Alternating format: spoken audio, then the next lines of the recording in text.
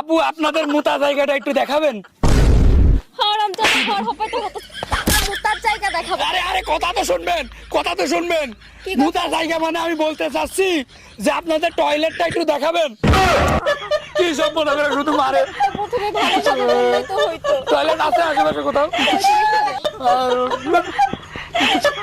আচ্ছা, আমরা আসলে অনেক সুন্দরী, তাই না?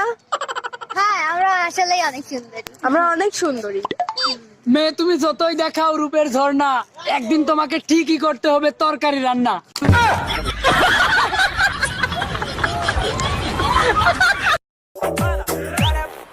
ভাই, আমি যদি তোমারে 50 টাকা দিই, তুমি তোমার গার্লফ্রেন্ডে একটা চর মারতে পারবা?